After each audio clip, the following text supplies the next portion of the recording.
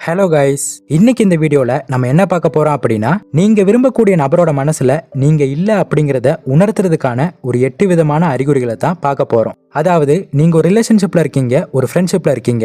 So அப்படி இருக்கும்போது நீங்க அவங்கள விரும்புறீங்க, அவங்க மேல அளவு கடந்த அன்பு வச்சிருக்கீங்க. ஆனா நீங்க விரும்பக்கூடிய அந்த நபர் இருக்காங்க இல்லையா, அவங்க உங்க கூட தான் ஃப்ரெண்ட்ஷிப்ல இருப்பாங்க, உங்க கூட தான் ரிலேஷன்ஷிப்ல இருப்பாங்க. ஆனாலுமே நீங்க விரும்புற அளவுக்கு அவங்க உங்களை விரும்ப மாட்டாங்க.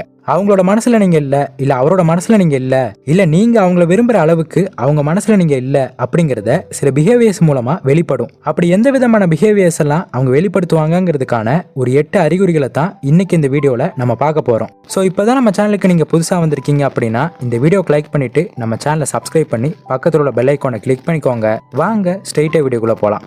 முதல் அறிகுறி என்ன அப்படின்னா, அவங்க உங்க கூட ரிலேஷன்ஷிப்ல இருந்தா கூட அவங்க மனசுல இருக்கக்கூடிய நிறைய விஷயங்களை உங்ககிட்ட ஷேர் பண்ண மாட்டாங்க. நீங்க உங்க மனசுல இருக்க, உங்க லைஃப்ல இருக்க எல்லா ஈவெண்ட்ஸை பத்தியுமே அவங்க கிட்ட பேசுவீங்க. உங்க மனசுல இருக்கக்கூடிய எல்லா விஷயங்களையுமே அவங்க கிட்ட பகிர்ந்துக்கணும்னு நினைப்பீங்க, பகிர்ந்துக்கவும் செய்வீங்க. ஆனா அவங்க லைஃப்ல நடக்கிற ரொம்ப முக்கியமான விஷயத்த கூட உங்ககிட்ட ஷேர் பண்ண மாட்டாங்க. சில பேர் எல்லாத்தையுமே பகிர்ந்துக்கணும்னு நினைக்க மாட்டாங்க, ஒரு சில பேர் தனிமை விரும்பியா இருப்பாங்க.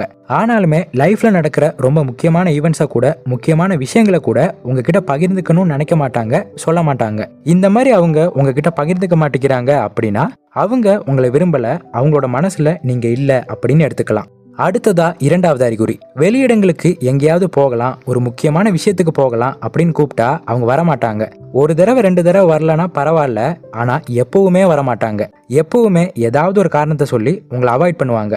சரி, நீங்க கூப்பிட்டு தான் வரல, அவங்க எங்கேயாவது வெளியே போறாங்க, வெளியிடங்களுக்கு போறாங்க அப்படின்னா அப்பயாவது உங்களை கூப்பிடுவாங்களா அப்படின்னு கேட்டா கூப்பிட மாட்டாங்க, கூப்பிடவே மாட்டாங்க. ஸோ வெளியிடங்களுக்கு எப்பவுமே தனியாக தான் போயிட்டு வராங்க. நீங்க கூப்பிட்டாலுமே அவங்க வர மாட்டேங்கிறாங்க. உங்க கூட ஃப்ரெண்ட்ஷிப்ல தான் இருக்காங்க, ரிலேஷன்ஷிப்ல தான் இருக்காங்க, உங்ககிட்ட பேசுறாங்க, பழகுறாங்க. ஆனாலுமே இந்த மாதிரி விஷயங்களுக்கெல்லாம் அவங்க உங்களை கூப்பிடுறது இல்லை அப்படின்னா அவங்க மனசுல நீங்க இல்லை அப்படின்னு எடுத்துக்கலாம்.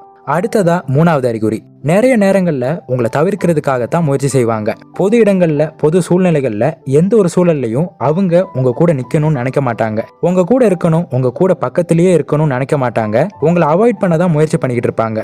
ஸோ இப்படி உங்களை அடிக்கடி தவிர்க்கிறதுக்காக முயற்சி செய்யறாங்க அப்படின்னாலுமே அவங்க மனசுல அவங்க உங்களை முழுமையா விரும்பல அப்படின்னு எடுத்துக்க முடியும். நீங்க விரும்புற அளவுக்கு அவங்க மனசுல நீங்க இல்ல அப்படின்னு எடுத்துக்க முடியும். அடுத்ததா நான்காவது அறிகுறி, நீங்க போன்ல சேட் பண்ணிக்கிட்டு இருக்கீங்க, இல்ல நேர்லயே மீட் பண்ணி பேசுறீங்க அப்படின்னா நீங்க கேட்கிற கேள்விகளுக்கான ரெஸ்பான்ஸ்ங்கிறது ரொம்ப கம்மியா தான் வரும். அதாவது நீங்க என்ன கேட்டாலுமே சரி, அந்த கேள்விகளுக்கான பதில் மட்டும்தான் வருமே தவிர எக்ஸ்ட்ராவா எந்த கேள்வியுமே வராது. இல்ல அந்த கேள்விகளுக்கான விளக்கங்கள் நிறைய விளக்கங்களா இருக்காது, ஏதோ வேண்டா வெறுப்பா மெசேஜ் பண்ற மாதிரி தான் இருக்கும். ஸோ இந்த மாதிரி இருந்தாலுமே அவங்க மனசுல நீங்க இல்ல அப்படின்னு எடுத்துக்க முடியும். அடுத்ததா ஐந்தாவது அறிகுறி, அவங்களோட ஃபேமிலி, ஃப்ரெண்ட்ஸ் இப்படி இருப்பாங்கல்ல, அந்த மாதிரி அவங்களோட உறவினர்களை நீங்க மீட் பண்ணும்போது அவங்க கிட்ட உங்களை இன்ட்ரடியூஸ் பண்ண மாட்டாங்க. இப்போ அவங்க வீட்டில் ஒரு ஃபங்க்ஷன் இருக்கு, அவங்க ஃபேமிலியில ஏதாவது ஒரு ஈவெண்ட் இருக்கு அப்படின்னா அந்த ஃபங்க்ஷனுக்கு நீங்க போறீங்க. அந்த மாதிரி இடத்துல உங்களை முன்னிறுத்தையோ இல்ல முதன்மைப்படுத்தியோ மற்றவங்க முன்னாடி உங்களை இன்ட்ரடியூஸ் பண்ண மாட்டாங்க. உங்களை ஃப்ரெண்டாவோ இல்ல லவ்வராவோ அவங்க சொல்றதுக்கு தயக்கப்படுவாங்க, கூச்சப்படுவாங்க, சில சமயம் அவமானப்படுவாங்க. அது உங்களை ஃப்ரெண்டுன்னு சொல்றதா இருந்தாலும் சரி, இல்ல ரிலேஷன்ஷிப்ல இருக்கீங்கன்னு சொல்றதா இருந்தாலும் சரி, இல்ல உங்களை விரும்புறேன்னு சொல்றதா இருந்தாலும் சரி, அதை சொல்றதுக்கு ஒரு தயக்கம் இருக்கும், கூச்சம் இருக்கும், அவமானப்படுற மாதிரியான ஒரு ஃபீல் இருக்கும். ஸோ இதுவுமே அவங்க மனசுல நீங்க இல்லைங்கிறதுக்கான ஒரு அறிகுறி. அடுத்ததா ஆறாவது அறிகுறி, ஒருவேளை நீங்க அவங்க கூட ரிலேஷன்ஷிப்ல இருந்தா கூட, நீங்க அவங்க கூட பழகினா கூட அடிக்கடி அவங்களோட எக்ஸ் லவர், அதாவது அவங்களோட முன்னாள் காதலி இருப்பாங்க இல்லையா, அப்படி அவங்கள பத்தியே அடிக்கடி பேசுறது, இல்ல அவங்க கிட்ட பேசுறது, சில நேரங்கள்ல அவங்கள அடிக்கடி மீட் பண்றது, இந்த மாதிரியான விஷயங்களை இவங்க பண்ணிக்கிட்டே இருப்பாங்க.